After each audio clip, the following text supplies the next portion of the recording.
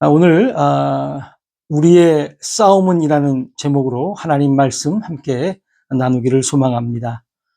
오늘 우리에게 주신 성경 에베소서 6장 12절 한 절 말씀입니다. 에베소서 6장 12절 찾으신 줄 알고 제가 봉독합니다. 우리의 씨름은 혈과 육을 상대하는 것이 아니요 통치자들과 권세들과 이 어둠의 세상 주관자들과 하늘에 있는 악의 영들을 상대함이라. 아멘. 2025년이 시작하면서 전 세계는 참으로 힘든 시기를 맞이하고 있는 것 같습니다. 미 합중국의 대통령이 바뀌면서 자국의 이익을 우선시하겠다고 선포하면서 세계 경제는 겨울 한파와도 같이 얼어붙었습니다. 이곳 캐나다도 미국의 관세 정책으로 수상이 사임하는 등 나라 안팎으로 시끄럽습니다. 또한 캐나다도 이제 이민 문호를 굳게 닫고 학생 비자도 취업 비자도 발급받기 힘든 시기를 맞았습니다. 이것 북미뿐만 아니라 우리의 조국인 대한민국은 더 심각해 보입니다.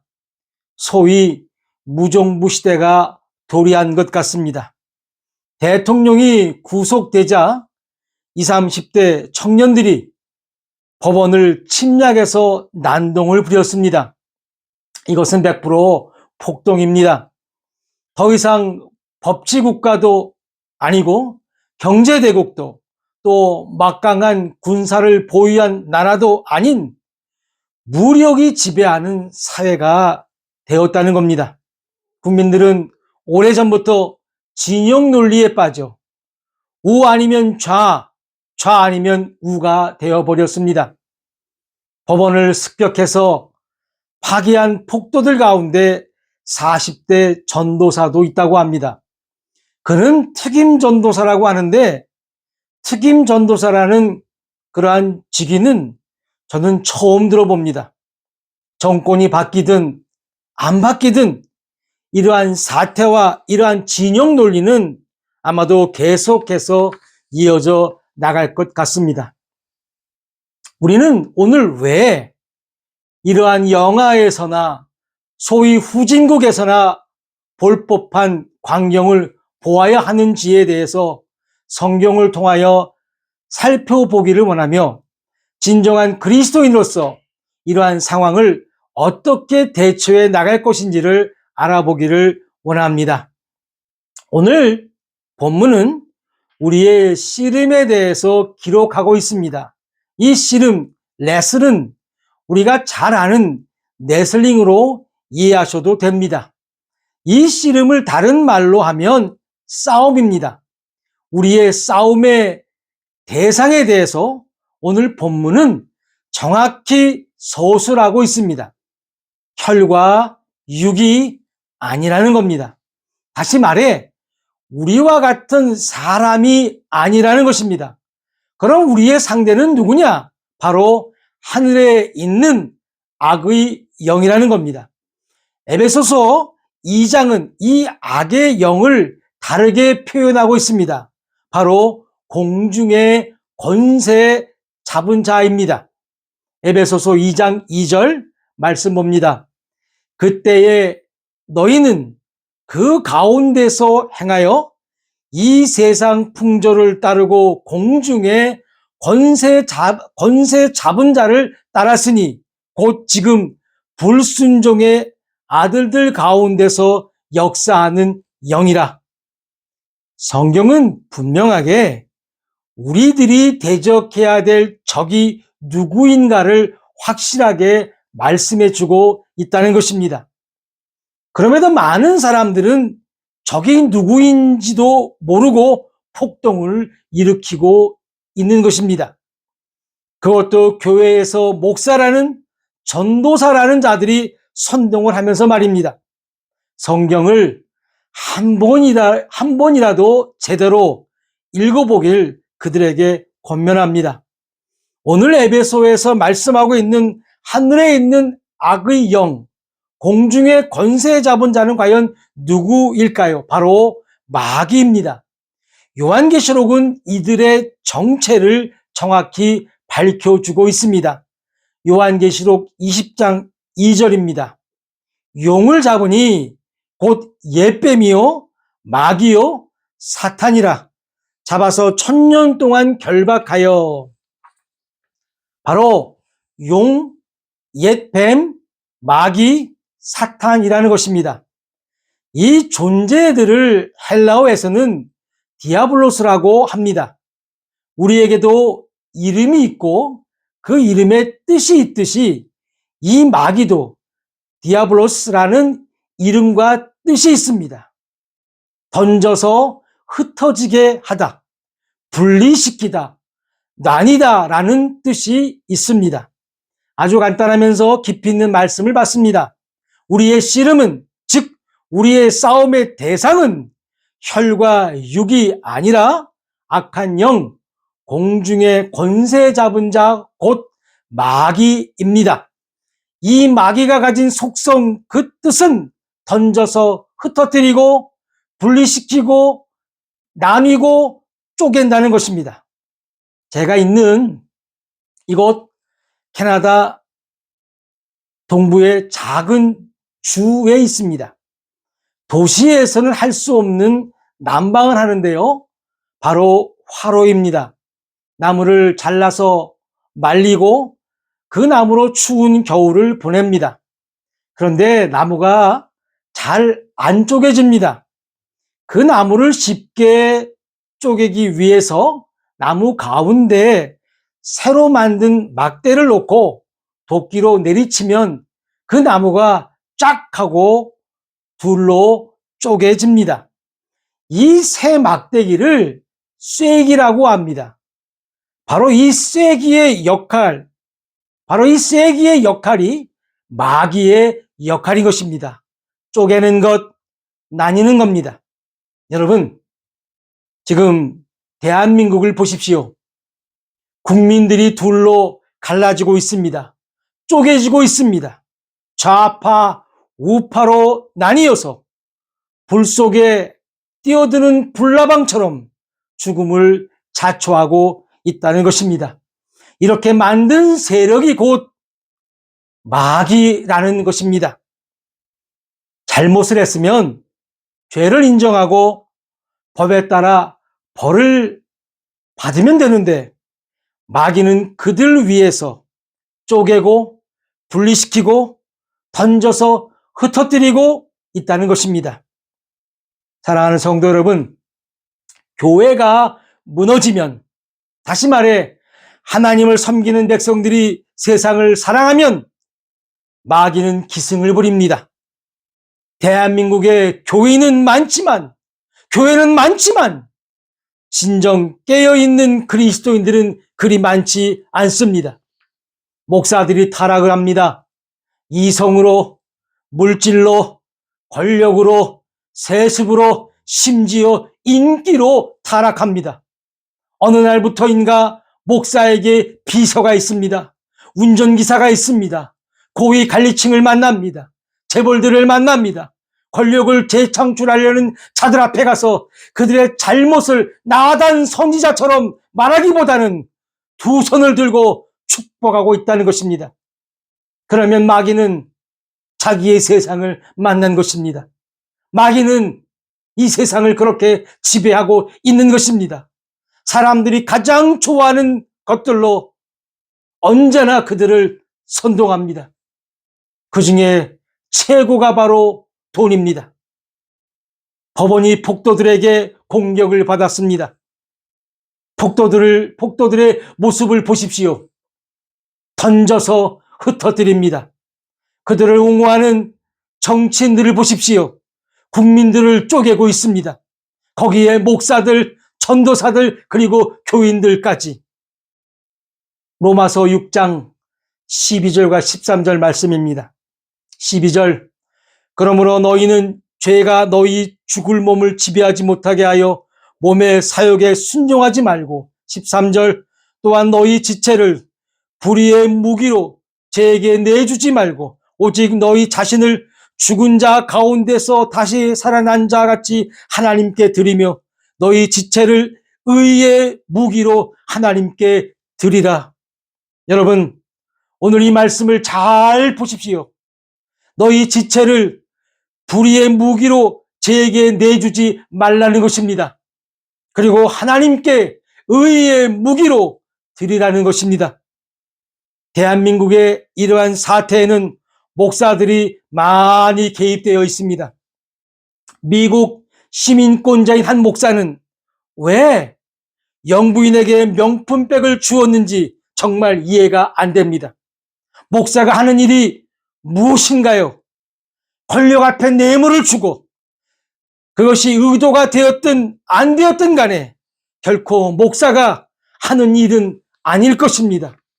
또한 계엄을 선포한 대통령을 살리겠다고 사람들을 선동해서 폭동을 일으키고 하나님 까불지 말라고 한 목사 역시도 과연 목사일까요? 여러분, 우리는 깨달아야 합니다. 군중에 휩쓸리어 바람에 흔들리는 갈대 같은 자들이 되어서는 안 됩니다. 이러한 사태의 배우자는 바로 마귀입니다. 그래서 그리스도인들은 깨어 있어야 하는 것입니다. 어느 하나님이 폭력을 용인하며 법치를 무너뜨리고 쪼개고 나뉘는 것을 인정하시겠습니까? 마귀는 세상 끝나는 날을 알고 있습니다. 마지막 어쩌면 그렇게 하나님을 잘 믿는다는 대한민국에서 자신의 권력을 마구 휘두르고 있는 것인 줄도 모르겠습니다. 여당 대표가 정권을 잡는다고 해서 이러한 일이 끝이 날까요? 결코 그렇지 않을 것입니다. 우리 믿는 그리스도인들이 먼저 하나님 앞에 회개하고 기도드려야 합니다. 우리 그리스도인들도 하나님을 믿는 조건이 돈은 아니었는지 살펴봐야 할 것입니다. 이번 법원 폭동 사건의 가담자들은 다 젊은이들이었습니다. 몇 시에 이런 일이 일어난 줄 아십니까?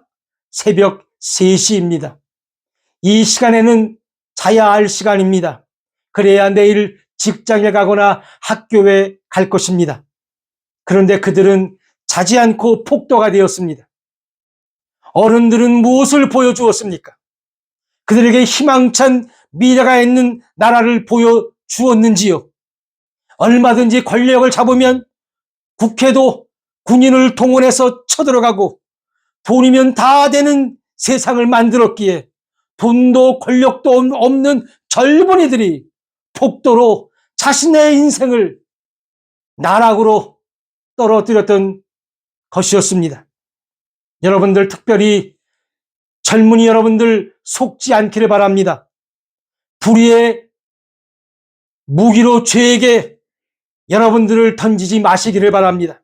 우리 그리스도인들은 진정 깨어 기도하며 부와 내동하지 않기를 주님의 이름으로 축원합니다. 마지막으로 한 가지만 더 살펴보기를 원합니다. 바로 공중권세 잡은 자입니다. 아까도 말씀드렸듯이 이 공중권세 잡은 자를 한마디로 마귀라고 정의 내렸습니다. 그런데 조금 깊게 들여다보고 싶은 게 바로 공중입니다. 영어 성경에는 air, the air라고 말하고 있습니다. 우리가 air라고 하면 공중 또는 대기라고 잘 알고 있습니다. 그런데 이 air가 방송이라는 뜻도 있습니다. on air, 방송 중이라는 뜻입니다. 또 우리 말에 의하면 공중파라고 하는 그러한 방송이라는 뜻도 있다는 것입니다. 마귀, 즉 쪼개는 존재가 공중의 권세 잡은 자인데 이 공중은 대기로도 생각할 수 있고 지금 우리 시대의 방송으로 이해할 수 있다는 것입니다. 저는 그래서 이 성경은 진정 위대한 하나님의 말씀이라고 저는 믿습니다. 여러분, 정권이 바뀔 때마다 바뀌는 게 방송통신 관련한 고위 공무원들이 바뀐다는 것입니다. 한국에도요, 참 많습니다. 방송통신위원회, 방송통신심의위원회, 과학기술통신부 등 방송 관련한 부처들이 참 많습니다. 왜 정권이 바뀌면 이 방송통신을 장악하려고 할까요? 바로 마귀, 즉 공중의 권세 잡은 자가 있다는 것을 입증하는 것입니다. 그 옛날엔 오직 라디오, TV, 신문, 그리고 전화가 다였습니다. 그런데 지금은 인터넷이라는 문명의 이기가 세상을 지배하고 있다는 것입니다. 그리고 지금 이 시대에 나타나는 유튜브, 이 유튜브 시대는 진정 마귀가 발악하는 마지막 시대라고 할 것입니다. 제 기억으로는 한 50년쯤 저는 서울에 살고 있었고요. 저의 본가는 부산이었습니다. 그런데 오늘날 같이 명절이 되면 부친과 함께 기차를 타고 부산에 가는데 저는 가기가 싫었습니다. 그 이유는 서울에서 하고 있는 만화 영화가 부산에서는 일주일이나 늦게 방송을 했기 때문에 부산에 가면 제가 지금 보고 있는 만화 영화를 다시 볼 수 없기 때문에 저는 부산에 가기 원하지 않았습니다. 그때는 다시 보기도 없었고요. 그런데 지금은 한국에서 일어나는 일들이 실시간으로 이곳 캐나다 시골에서도 볼 수 있다는 것입니다. 마귀는요, 인간들의 약점을 잘 알고 있습니다. 바로 돈입니다. 오죽하면 주님께서도 돈을 사랑하지 말라고 하셨을까요? 이 유튜브에 마귀, 즉 공중 권세 잡은 자는 돈을 뿌리기 시작했습니다. 어찌 보면 큰 일을 하지 않고도 큰 돈을 벌 수 있다는 것입니다. 법원 침탈을 촬영한 유튜버가 몇 시간 안에 벌어들인 돈이 850만 원 정도 되었다고 합니다. 초등학생들에게 선호하는 직업이 무엇이냐고 물은 조사에서 1위가 바로 유튜버라고 합니다. 구독자 수가 곧 돈이기 때문에 그렇습니다. 예전에는 방송에 출연한다는 게 어려운 일이었지만 지금은 누구나 쉽게 방송을 만들어 출연하며 돈을 번다는 것입니다. 법원이 침탈되는 현장의 젊은이들은 과연 어떤 직업을 가졌을까요? 이 유튜브를 안 하는 사람은 거의 없을 것입니다. 그리고 이 유튜브를 한 번도 안 본 사람도 없을 것입니다. 여러분, 자칫하면 모두 악의 영 소나기에 놀아나고 있다는 것입니다. 우리 그리스도인들도 유튜브를 보고 유튜버도 됩니다. 설교를 듣기도 하고 정보를 공유하기도 합니다. 그러나 이 공중의 권세 잡은 자인 마귀를 우리는 알아야 합니다. 오죽하면 대통령, 배울 만큼 배우고 고위 공무원이요 최고의 권력을 가진 자도 그의 노예가 되었을까요? 우리에게 편하고 즐거움을 주는 것 같지만 공중은 유튜버와 돈으로 세력을 확장하여 귀한 생명들을 죽이고 있다는 사실을 여러분 믿으시기를 바랍니다. 진정 우리 그리스도인들은 깨어 있어야 합니다. 절제해야 합니다. 돈만을, 권력만을 추구해서는 안 됩니다. 여러분, 우리가 무너지면 우리의 자녀들이 저 새벽에 폭도들로 변해 자신들의 영혼을 팔아먹게 된다는 사실을 깨닫기를 바랍니다. 마귀는 늘 그래 해왔듯이 시대가 달라지면 그 시대에 맞게 그렇게 할 것입니다. 그러기에 우리는 다시금 깨어나야 합니다. 오늘 읽었던 에베소서 6장에는요, 우리에게 전투 태세를 갖추라고 말씀하고 있습니다. 에베소서 6장 11절에서 18절 말씀 좀 길지만 한번 같이 읽어보기를 원합니다. 11절입니다.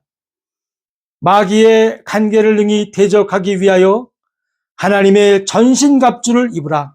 12절 우리의 씨름은 혈과 육을 상대하는 것이 아니요 통치자들과 권세자들과 이 어둠의 세상 주관자들과 하늘에 있는 악의 영들을 상대함이라. 13절 그러므로 하나님의 전신갑주를 취하라. 이는 악한 날에 너희가 능히 대적하고 모든 일을 행한 후에 서기 위함이라. 14절 그런즉 서서 진리로 너희 허리띠를 띠고 의의 호심경을 붙이고 15절 평안의 복음이 준비한 것으로 신을 신고 16절 모든 것 위에 믿음의 방패를 가지고 의로서 능히 악한 자의 모든 불화살을 소멸하고 17절 구원의 투구와 성령의 검 곧 하나님의 말씀을 가지라. 18절 모든 기도와 간구를 하되 항상 성령 안에서 기도하고 이를 위하여 깨어 구하기를 항상 힘쓰며 여러 성도를 위하여 구하라.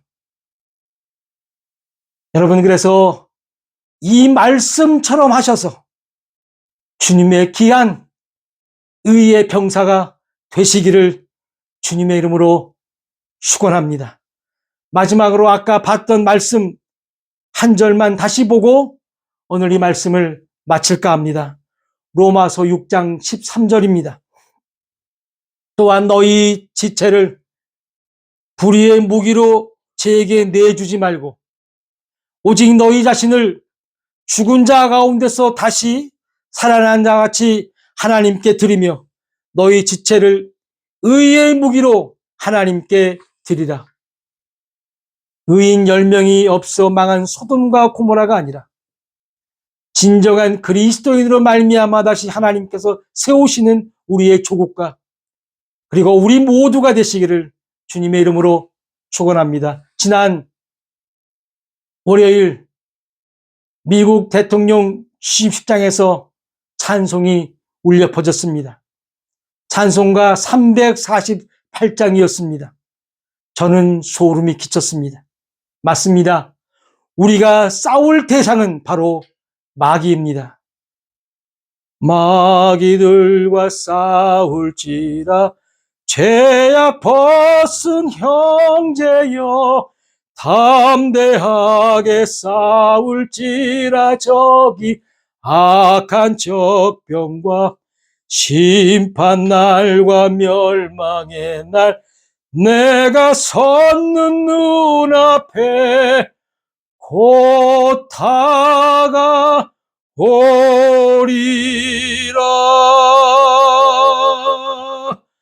영광 영광 할렐루야.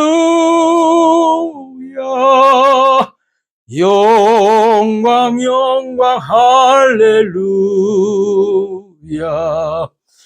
영광 영광 할렐루야. 곧 승리하리라.